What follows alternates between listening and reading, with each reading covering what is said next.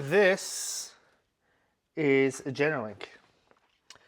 It's simple to install, and compared to other generator switchgear, it's actually on par for cost, and in some cases, pretty cheap compared to automatic transfer switch, standby generators, all that stuff. Usually to have this installed by an electrical contractor, after you have your electrical company, power supply company involved, it's likely going to cost you between $1,500 to $2,000 to install one of these with your permits and installation, depending on your location.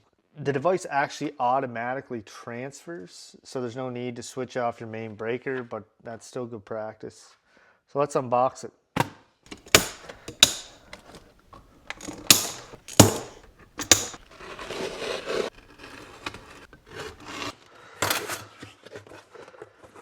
So on this side, we have the actual generlink.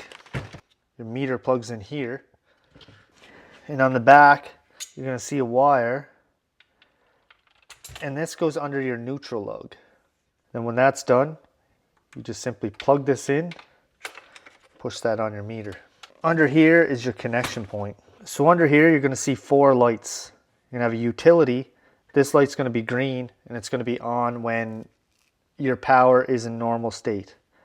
A fault, well, there's an issue with the actual system. Load limit means that there's actually more power in your house running than this generlink can actually process, which means this is good for 30 amps, which means if you got 30 amps worth of stuff running in your house, this light's going to turn on. I believe it glows orange. Alternative source, that's your generator. Once you plug your generator in, this is going to light up blue. In this box, we have a 20-foot cord. So this version has a 30 amp twist lock. It's different than a regular generator extension cord because it has an end like this. And all it is, it's like a fast coupler.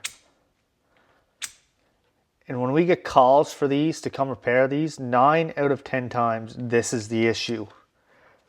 So what you do is right here, there's a little notch, and it only can plug in one way in this plug.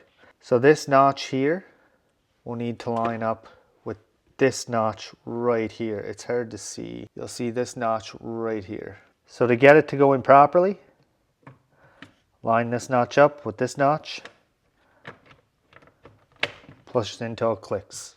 And that is 90% of the problems we have with these when customers call. So then you pull it back.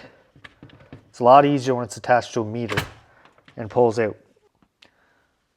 So here's the meter that we're going to be installing the generlink on. Since we're not doing it at a real property, you're not going to see us taking the meter off. But if you're going to install it, if you're going to install one, just make sure that you go down, shut off, and lock out the main power. Now that we're ready to install, we just unclip this. And there, in this meter that we have here, there's actually a neutral lug extension kit already ready for us to install this. If your meter doesn't have this, and there's a very good chance it won't, you'll either need a neutral lug extension kit that Generlink recommends, or consult with your local electrical jurisdiction to see what they recommend for this installation. We attach our neutral. And this is the bottom with the cord connection. This is the top. Tuck the neutral out of the way. Make sure that your bottom jaws make contact first, because in most cases the top lugs are going to be live. So then you line them up, line the jaws up, make sure they're straight, and firmly push down.